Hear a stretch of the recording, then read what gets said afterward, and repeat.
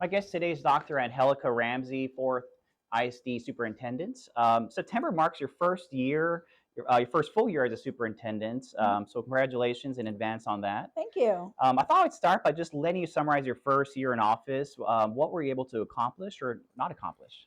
I think a lot of the very first year was understanding the context of our community and Mm-hmm. listening to our staff.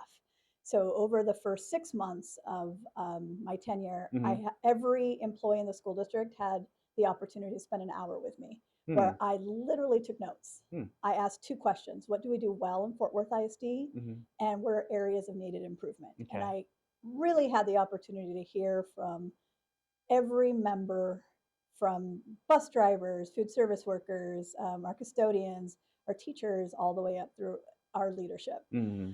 And then while that was happening, I'd spend 2 days a week out at schools. And so really had an opportunity to meet parents, Mm-hmm. talk to students, and just listen about their experiences in the school district. Mm-hmm. Okay. So a lot of listening to the community. Absolutely. If there was one problem facing Fourth ISD that people are familiar with, it's the news that the student numbers are in decline. Mm-hmm. So if you've had to make significant cuts in staff to shore up the resulting financial losses, I've read. Do we know exactly what's behind these dropping numbers? So while the city of Fort Worth is growing, we're the fastest, largest Yeah, we hear city that in too. Seems America. kind of contradictory. So, But it's but because school district boundaries don't match mm-hmm. city Mm. boundaries. So the new growth in our area, with the exception of the west side of town, is happening outside of our school district boundaries. Ah. And like any urban center, Mm-hmm. affordability of homes, housing, drop in just birth rates, increases of charter schools in our community. And then Mm-hmm. we have a lot of families that are making sure that they live in a safe community. And so we have been Mm-hmm. experiencing, just like probably every other urban center in the US, Mm-hmm. a drop of enrollment. Interesting. Okay, Mhm. so it's a national It issue. is a national issue. Mhm. Are these losses going to be permanent, or do we think they're going to bottom out and rebound at some point? So we're working with a demographer this Mm-hmm. year so that we can get a good grasp post-COVID Mm-hmm. of where we're at. We built some really good relationships with the city, meeting with the city manager, assistant city managers, and our staff, and city planners, so that we have a really good idea of what's coming Mm-hmm. and what type of dwellings. Is it single-family homes? Is it Mm-hmm. large complexes where maybe there aren't as many students?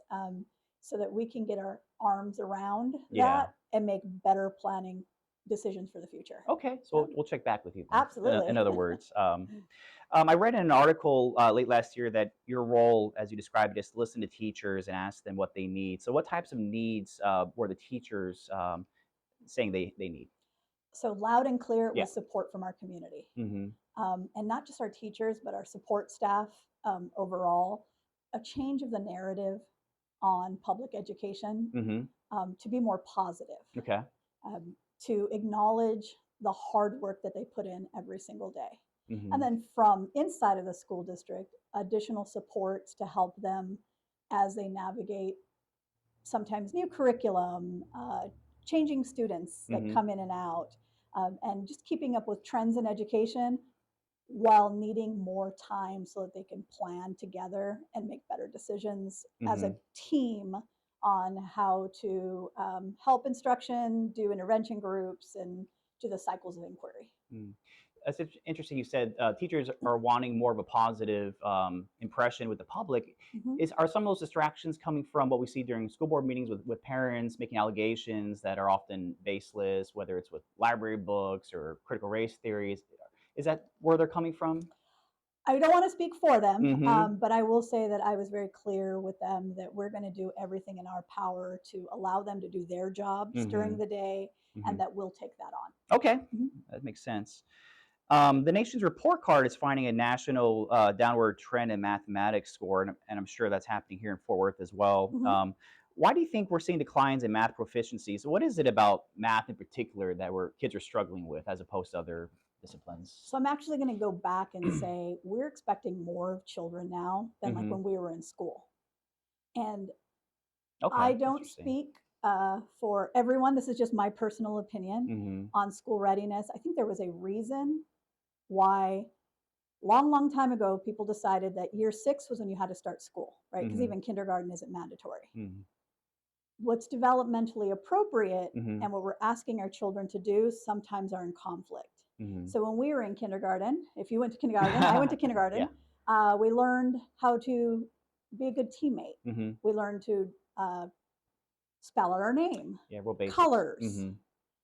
That's not, we're really now laying the foundation for literacy and numeracy. Mhm. When we were in first grade, what was expected to us as readers and writers and mathematicians was very different than what we're Mhm. expecting of our students now. Um, so I think that we're getting Mhm. to a place where we need to have some real serious conversations about what is developmentally appropriate at what ages for Mhm. students, so that we don't do too much too Mhm. soon and then we move on to the next grade level and we Mhm. haven't built a really solid foundation. Math now is a reading subject. Hmm. That Okay. wasn't the case when we were in school. Okay. We Explain that. learned, so Yeah. when we were in school, we learned 1 + 1 = 2. Yeah. Now they have to read a prompt, Mm. they have to problem solve. How many ways can you solve 1 + 1? Mhm. And then you have to explain your thinking. Okay. Very, very different skill set than when Mhm. we were in school. Um, Hmm. it isn't that we should back up from those high expectations, is that we need to give time Mhm. and the supports to get our students That's there. interesting. Yeah, Yeah. it's very Yeah, different. when I was a kid, it was all numbers, right? You had a big Mm. chart and you're learning your multiplication tables. So now Sure. they're actually reading problems. So the reading Mhm. comprehension matters now as well. More. More. Yeah. So Absolutely. when we were Okay. in school, Mhm. math was about memorizing formulas. Mhm. Now our students understand the why Okay. behind Okay. Okay. the problem, which So is it's yeah. great. Mhm. We just got to Yeah. get them there.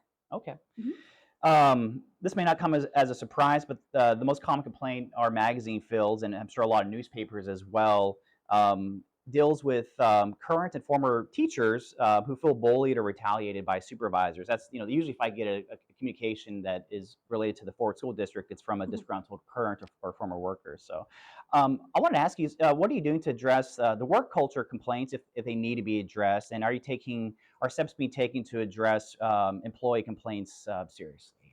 We always Mhm. take employee complaints seriously. We are working on our customer service Mhm. and on our culture and climate. Today, I had the Okay. opportunity to welcome every single principal and assistant principal Mm. this morning, Mhm. and we started with a place of love. We're going to Mm. love one another, we're going to hold each other accountable, and we're going to love our staff, love Mhm. our students. Mhm. And so I think that's something that's a little bit different, but I will say, if you've ever watched our board meetings, we have employees speak out, Mhm. speak their mind. And I think there's a difference between perception and reality when it comes to that. Mhm. And how much of that is board influence as opposed to administrative, and like as far as handling the complaints? Is that something that falls under your purview or the board in general? No, that would fall under Mhm. our purview. Okay. Mhm. Okay. Mhm.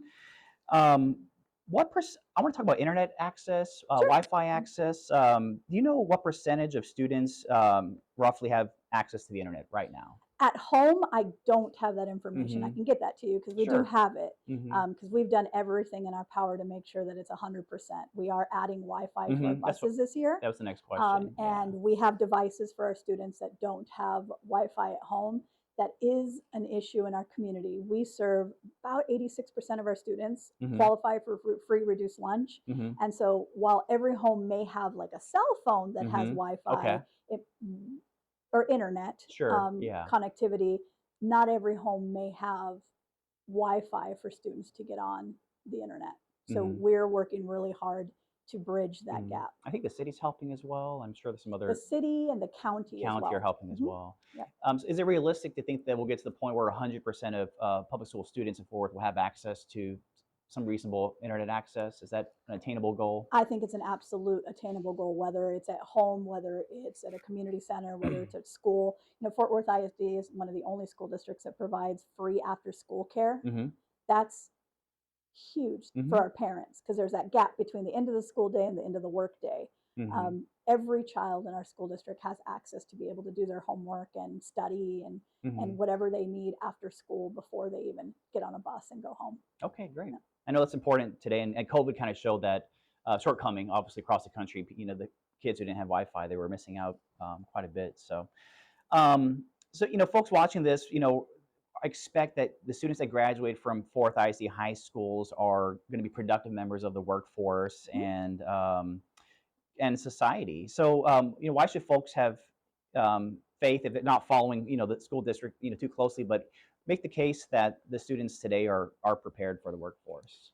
I think that's one of the areas where we shine Hmm. that people just don't know enough about. This spring, we had over 19,000 students taking an advanced Hmm. course leading to some type of college credit, whether it was an industry based certification or a dual credit where they get college credit Hmm. and high school credit.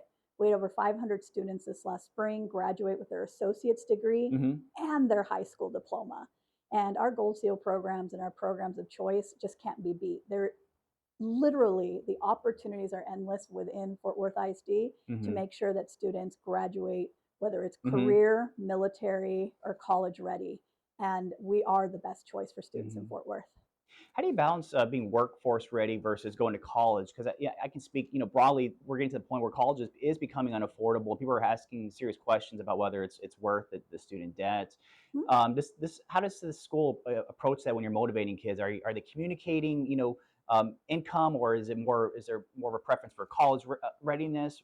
Do you guys even dive into that with the kids? We say it's both, that Yeah. we as adults are not going to make choices for children Hmm. and for students as to how far they can go in life. Yeah. And so it's both. Hmm. While we're providing them opportunities to receive credit with our amazing Tarrant Hmm. County Community College, we also use on-ramps, which is a UT system credit. So students actually begin their college journey Okay. here at no cost. Hmm. We have students that graduate with us that are already juniors or even senior credit in college. That hits Hmm. that affordability piece.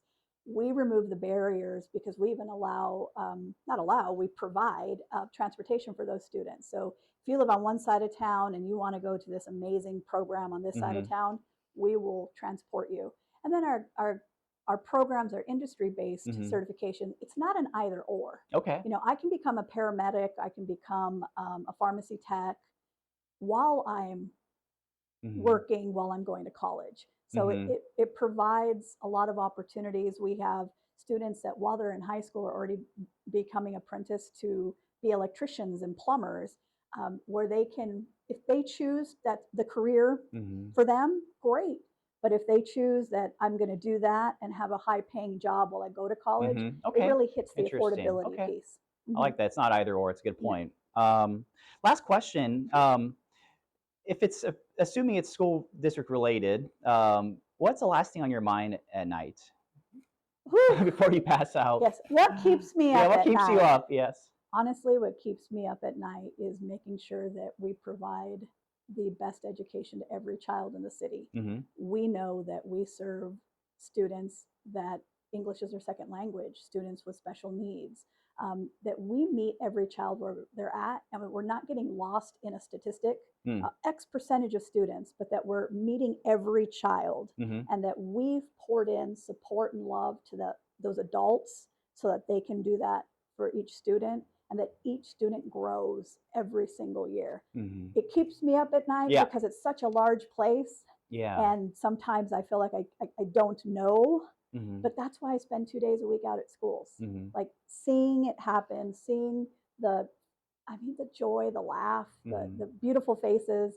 But that's what keeps me up, that we're keeping every day the most important thing, which is providing a world class education to every child, no matter what part of the city you live in. Okay. We appreciate what you do and your staff and your the board members, volunteers, everybody that comes together to make this happen. Congratulations on your soon-to-be first year. Thank you. We hope to come back and check in with you maybe next year. Anytime. I appreciate your time.